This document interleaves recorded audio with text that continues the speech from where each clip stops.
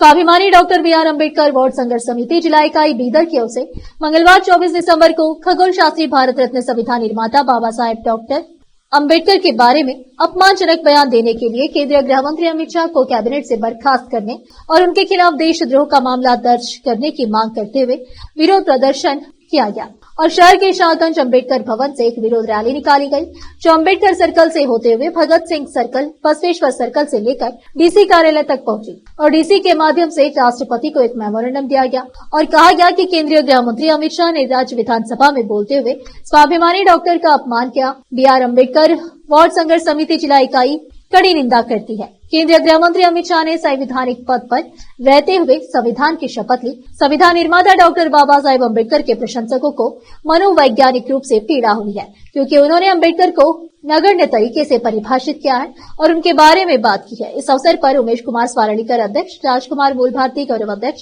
कल्याणराव भोसले गौरव अध्यक्ष, चंद्रिकांत निराटे गौरव अध्यक्ष, प्रधान कार्यदर्शी महेश कोरालकर, कार्याध्यक्ष विष्णुवर्धन वाल्दोडी, एआईएमआईएम के अब्दुल अजीज मुन्ना, सीपीआई के बाबूराव हुन्ना, बीएसपी के कपिल गोडबोले, प्रोफेसर शिवशेणप्पा हुग्गे पाटिल, वहीद लखन, श्रीकांत स्वामी, विठल दास पैगे, जयशील मेत्रे के अलावा अन्य लोग उपस्थित थे।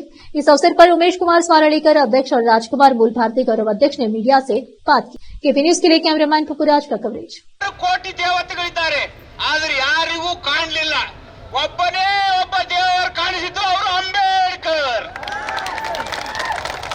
ಈ ಭಾರತ ದೇಶಕ್ಕೆ ಬೆಳಕನ್ನು ಕೊಟ್ಟಿದಂತ ದೇವರು ಅಂಬೇಡ್ಕರ್.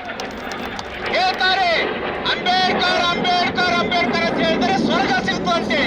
ಆ ಅಂಬೇಡ್ಕರ್ ಅಂಬೇಡ್ಕರ್ ಅಂಬೇಡ್ಕರ್ ಅಂದಿದ್ದ ಸಲುವಾಗಿ ನಾವಿಲ್ಲಿ ಸ್ವರ್ಗದಲ್ಲಿ ಇದ್ದೀವಿ. ಈಗ ಅಮಿತ್ ಶಾ ಸ್ವರ್ಗ ಕಾಣ್ತಾ ಇಲ್ಲ, ಕಾಣಿಸ್ತದ.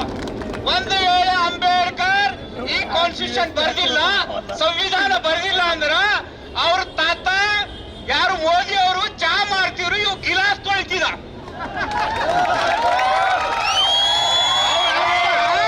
ಪ್ರಧಾನ ಮಂತ್ರಿ ಆಗ್ಲಕ್ ಸಾಧ್ಯ ಇದ್ದಿಲ್ಲ. ಯಾಕಂದ್ರೆ ಯಾವ ಚಾ ಮಾಡೋ ಪ್ರಧಾನ ಮಂತ್ರಿ ಹೆಂಗಾಯ್ತನ್ರಿ? ಕನಸು ಕಾಣ್ಬೇಕಲ್ಲ, ಕನಸು ಕಾಣೋರ್ವಿ. ಆ ಭರತನ ಮಗ ರಾಮ ಆದ, ರಾಮನ ಮಕ್ಕಳು ಲವಕುಶ ಆದ್ರು, ಅವ್ರ ಮಕ್ಕಳು ಮುಂದೆ ರಾಜರಾದ್ರು. ಆದ್ರೆ ನೀವೇನಾಯ್ತೀವಿ? ಅವ್ರ ಮೂಲ ನಿವಾಸಿಗಳದಂತ 80% ಜನ ನಾವು ಅದು ಭಾರತಕ್ಕ ಆಕಳು ಕಾಯ್ಕೋತ ಬಂದಂತ ಜನ ಇವತ್ತು ದೇಶ ಆಳ್ತಾ ಇದ್ದಾರೆ. ಈ ಆಕಳು ಕಾಯ್ಕೋತ ಜನ ಮುಂದೆ ಬಂದು ಈ RSS ಸ್ಥಾಪನಾ ಮಾಡಿದ್ರು. ಈ RSS ಸ್ಥಾಪನಾ ಮಾಡಿದ ನಂತರ ದೇಶ ಸ್ವತಂತ್ರ ಸಲುವಾಗಿ ಹೋರಾಟ ಮಾಡಿಲ್ಲ. ಬಾಬಾ ಸಾಹೇಬ್ ಅಂಬೇಡ್ಕರ್ ಅವರು ಯಾವಾಗಲೂ ಹ್ಯೂಮನ್ ರೈಟ್ಸ್ ಸಲುವಾಗಿ, ನೀರಿನ ಸಲುವಾಗಿ, ಜನರ ಸಲುವಾಗಿ ಹೋರಾಟ ಮಾಡಿದ್ರು. ಆದ್ರೆ ಯಾರು RSS ಮತ್ತು ಸಂಘ ಸಂಸ್ಥೆ ಏನದ ಅವರು ಯಾವಾಗಲೂ ಗುಲಾಮರಾಗಿ ಈ ಬ್ರಿಟಿಷ್ ಪರವಾಗಿ ಕೆಲಸ ಮಾಡಿದ್ರು. ಇವತ್ತು ಹೇಳ್ತಾ ಇದ್ದಾರೆ ವೀರ್ ಅಂತ ಹೇಳಿ, ತಮ್ಮಷ್ಟಕ್ಕೆ ತಾವು ವೀರ್ ಅಂತ ಹೇಳ್ಕೊತ ನಮ್ಮ ದೇಶದ ಸಂವಿಧಾನ ಬಗ್ಗೆ ಮಾತಾಡ್ತಾ ಇದ್ದಾರೆ. ಸಂವಿಧಾನ ವಿರೋಧಿ ಜನ 1948ರಲ್ಲಿ 49ರಲ್ಲಿ ಸಂವಿಧಾನ ಅಂಗೀಕಾರ ಮಾಡಿದಾಗ ಈ ಸಂವಿಧಾನ ನಮ್ಗೆ ಬೇಕಾಗಿಲ್ಲ, ಈ ಸಂವಿಧಾನ ನಮ್ಮ ವಿರುದ್ಧ ಇದೆ ಅಂತ ಹೇಳ್ತಾ ಇದ್ದ ಜನ ಇವತ್ತು ಅಧಿಕಾರದಲ್ಲಿದ್ದಾರೆ. ಈ ಅಧಿಕಾರದಿದ್ದಂತ ಜನ ಏನದ ದೇಶದ್ರೋಹಿಗಳು. ಯಾಕಂದ್ರ ಇವತ್ತು ನಮ್ಮ ಕೇಂದ್ರ ಸರ್ಕಾರದಲ್ಲಿ ಎಷ್ಟು ಜನ ಇದ್ದಾರ ಅವ್ರ ಮೇಲೆ ಎಲ್ಲರ ಮೇಲೆ ಕ್ರಿಮಿನಲ್ ಕೇಸ್ ಇವೆ. ಮೊನ್ನೆ ನೋಡಿದ್ರಿ, ಯಾವ ವ್ಯಕ್ತಿ ಬಜರಂಗದಲ್ ಪ್ರೆಸಿಡೆಂಟ್ ಇದ್ದು ಒರಿಸ್ಸಾದ್ದು, ಅವನು ಮಾತ್ರ ಅವನು ಬಹಳ ದೊಡ್ಡ ವ್ಯಕ್ತಿ ಇದ್ದಾನಂತ ಹೇಳಿ ಅವನು ಪ್ರಚಾರ ಮಾಡಿದ್ರು. ಅದರಲ್ಲಿ ಇದ್ದಂತ ಕ್ರಿಶ್ಚಿಯನ್ ಮಸೀದಾಗ ಇದ್ದಂತ भारत की संसद में, पार्लियामेंट में होम मिनिस्टर अमित शाह जो पूरे भारत में तड़ीपार के तड़ीपार के नाम से जाने जाते हैं, मैं उनके लिए इतना ही कहूंगा, मिस्टर अमित शाह, भारत का संविधान, भारत का आईन नागपुर या RSS के इशारे पे नहीं, बाबा साहब के बनाए हुए संविधान पर चलेगा।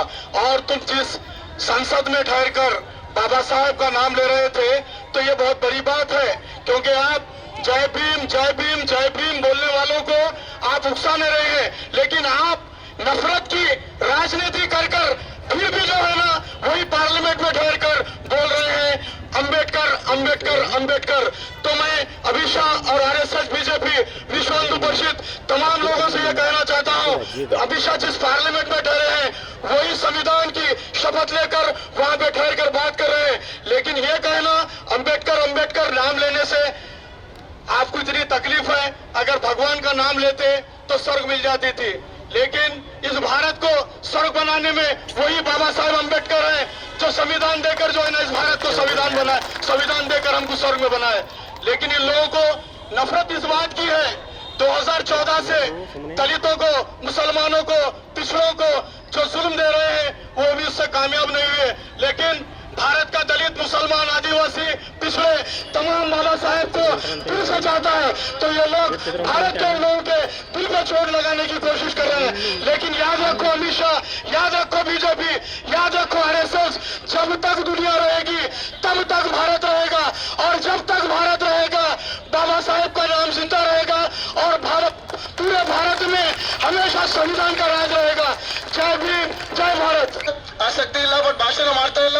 ಇವತ್ತು ಅಮಿತ್ ಶಾ ಏನು ಪಾರ್ಲಿಮೆಂಟ್ ಅಲ್ಲಿ ಮಾತಾಡಿದ್ದಾರೆ ಬಾಬಾ ಸಾಹೇಬ್ ಬಗ್ಗೆ, ಅವನಿಗೆ ಎಷ್ಟಾದ್ರೂ ನಾಚಿಕೆ ಮರ್ಯಾದೆ ಇದ್ರೆ ಅವ್ರು ರಾಜೀನಾಮೆ ಕೊಡಬೇಕು, ಈ ಕೂಡಲೇ ರಾಜೀನಾಮೆ ಕೊಡಬೇಕು. ಯಾಕಂದ್ರೆ ಬಾಬಾ ಸಾಹೇಬ್ ಅಂತ ಚಪ್ಪಲಿ ಎಲ್ಲಿ ನಿಲ್ಲುವಂತ ಯೋಗ್ಯತೆ ಕೂಡ ಅವನಿಗಿಲ್ಲ. ಇವತ್ತು ಬಾಬಾ ಸಾಹೇಬ್ ಅಪಮಾನ ಮಾಡ್ತಾರೆ. ಇವತ್ತ ಒಂದು ಚಾಯ್ ಮಾರ ಪ್ರಧಾನಮಂತ್ರಿ ಆಗಿದ್ದಾರೆ, ಮತ್ತೆ ಅಮಿತ್ ಶಾ ಒಂದು ಗುಂಡಾ ಆಕ್ಟ್ ಅಲ್ಲಿ ಕಡೆಯಲ್ಲಿ ಇರುವಂತ ಮನುಷ್ಯ ಇವತ್ತ ನಮ್ದು ದೇಶದ ಇವರಾಗಿದ್ದಾರೆ. ಹಾಗಾಗಿ ಇವತ್ತ ಅವ್ರಿಗೆ ಏನೋ ನಾಚಿಕೆ ಮಾನ ಮರ್ಯಾದೆ ಇದ್ರೆ ರಾಜೀನಾಮೆ ಕೊಡೋದ್ರಿಂದ ಕೇಳ್ಕೊತಾರೆ. ಜೈ ಭೀಮ್, ಜೈ ಬುದ್ಧ. ಸ್ವಾಭಿಮಾನಿ ಡಾಕ್ಟರ್ BR ಅಂಬೇಡ್ಕರ್ ಹೋರಾಟ ಸಮಿತಿ ವತಿಯಿಂದ ಒಂದು ಬಹಳ ದೊಡ್ಡ ಪ್ರತಿಭಟನೆ ಮೂಲಕ ನಾವುಗಳು ಮೊನ್ನೆ ಸದನದಲ್ಲಿ ಏನು ಏಕವಚನದಲ್ಲಿ ಮಾತನಾಡಿ ಡಾಕ್ಟರ್ ಬಾಬಾ ಸಾಹೇಬ್ ಅಂಬೇಡ್ಕರ್ ಅವರು ಒಬ್ಬರಿಗೆ ಅಲ್ಲ, ಅವರು ಎಲ್ಲ ಅನುಯಾಯಿಗಳಿಗೆ ಏನು ತಲೆ ತಗ್ಗಿಸುವಂತಹ ಮಾತನಾಡಿ ಇಡೀ ದೇಶದಲ್ಲಿ ಒಂದು ಬೆಂಕಿ ಹಚ್ಚುವಂಥ ಕೆಲಸ ಮಾಡಿದ್ದಾನೆ. ಅವರಿಗೆ ನಾವು ಗೌರವ ಕೊಟ್ಟು ಅಮಿತ್ ಶಾಜಿ ಅನ್ಬೋದಿತ್ತು. ಇವತ್ತು ನಾವು ಅಮಿತ್ ಶಾ ಅಂತ ಏಕವಚನದಾಗ ಯಾಕಂತ ಇದ್ದೀವಿ ಅಂದರೆ, ಬಾಬಾ ಸಾಹೇಬ್ ಅಂಬೇಡ್ಕರ್ ಅಂದರೆ ಅವರ ಮಕ್ಕಳು 140 ಕೋಟಿ ಜನವರು ಬಾಬಾ ಸಾಹೇಬ್ ಅಂಬೇಡ್ಕರ್ ಅವರ ಮಕ್ಕಳು. ಇವತ್ತು ಅವರಿಗೆ ಕೇಳಿಸೋಂಥ ಕೆಲಸ ಮಾಡಿ, ಇವತ್ತು ಅವ್ರಿಗೆ ನಿಂದಿಸೋಂಥ ಕೆಲಸ ಮಾಡಿ ನಮಗೆಲ್ಲರಿಗೆ ನೋವು, ಭಾಳಷ್ಟು ನೋವು ಉಂಟು ಮಾಡಿದ್ದಾರೆ. ಅದ್ರಿಗೋಸ್ಕರ ಇವತ್ತೊಂದು ಸಣ್ಣ ಪ್ರಮಾಣದಲ್ಲಿ ನಾವೇನು ಹೋರಾಟ ಮಾಡಿದ್ದೀವಿ. ಮುಂದಿನ ದಿನದಲ್ಲಿ ಇಡೀ ಬೀದರ್ ಜಿಲ್ಲೆ ಬಂದಲ್ಲ, ಕರ್ನಾಟಕ ಬಂದಲ್ಲ, ಇಡೀ ದೇಶ ಸ್ವಯಂ ಪ್ರೇರಣೆಯಿಂದ ಜನ ಏನು ನಾವು ಬೀದರ್ ಜಿಲ್ಲೆಯಲ್ಲಿ ಅಮಿತ್ ಶಾ ಅವರ ಒಂದು ಹೇಳಿಕೆಯನ್ನು ಖಂಡಿಸಿ, ಅಮಿತ್ ಶಾ ಅವರು ದೇಶದ ಗೃಹ ಮಂತ್ರಿಗಳು, ಒಬ್ಬ ಒಳ್ಳೆಯ ಒಂದು ಹುದ್ದೆ ಮೇಲೆ ಉಳ್ಕೊಂಡು ಡಾಕ್ಟರ್ ಬಾಬಾ ಸಾಹೇಬ್ ಅಂಬೇಡ್ಕರ್ ಅವ್ರ ಬಗ್ಗೆದಾಗೇನು ಮಾತಾಡಿದಾರ, ನಿಜವಾಗೂ ಅವ್ರು ಮಾತಾಡಿ ನೋಡಿದರೆ ಇವರು ಸರ್ಕಾರ ಆ ಹುದ್ದೆ ಮೇಲೆ ಇರೋಂಥ ಲಾಯ್ಕಿಲ್ಲ ಅಂತ ಅನ್ನೋದು ನಾವು ಇವತ್ತಿನ ದಿನ ಹೇಳೋಕ್ಕೆ ಇಷ್ಟಪಡ್ತಾ ಇದ್ದೀವಿ. ಯಾಕಂತಂದರೆ ಯಾವೊಬ್ಬ ವ್ಯಕ್ತಿನೂ ಕೂಡ ಅಂಬೇಡ್ಕರ್ ಅವ್ರ ಬಗ್ಗೆದಾಗೆ ಅವೇಳನಕಾರಿಯಾಗಿ ಯಾರೂ ಮಾತಾಡೋಕ್ಕೆ ಹೋಗಲ್ಲ. ಈ ಕಡೆ ನರೇಂದ್ರ ಮೋದಿ ಒಂದು ಕಡೆ ಸಂವಿಧಾನಕ್ಕೆ ಪೂಜಾ ಪುರಸ್ಕಾರ ಒಂದು ಕಡೆ ಮಾಡ್ತಾರೆ, ಆದರೆ ಅವರ ಒಂದು ಕ್ಯಾಬಿನೆಟದ ಒಬ್ಬ ಮಂತ್ರಿ ಈ ಥರ ಮಾತಾಡಿದ್ರು ಕೂಡ ಏನದಂತಂದರೆ, ಕ್ಷಣದಲ್ಲಿ ಕೂಡ ಏನದಂತಂದರೆ ಅವ್ರಿಗೆ ನೋಟಿಸ್ ಕೊಡೋಕೆ ಹೋಗಿಲ್ಲ, ಅವ್ರ ಮೇಲೆ ಕೇಸ್ ಆಗ್ಲಕ್ಕೆ ಹೋಗಿಲ್ಲ. ಇವತ್ತೇನದಂತ ಕಸಿ ನಾನು ಯಾಕೆ ಹೇಳೋಕ್ಕೆ ಇಷ್ಟಪಡ್ತಾ ಇದ್ದೇನೆ ಅಂತಂದರೆ, ಇಡೀ ಗೊತ್ತಾ ಯಾರೋ ಒಬ್ಬರು ಏನೋ ಮಾತಾಡಿದರೆ ಅವ್ರ ಮೇಲೆ ದೇಶದ್ರೋಹಿ ಕೇಸೆಲ್ಲ ಹಾಕ್ತಾರೆ ರೀ. ಆದರೆ ಇವು ಸಂವಿಧಾನ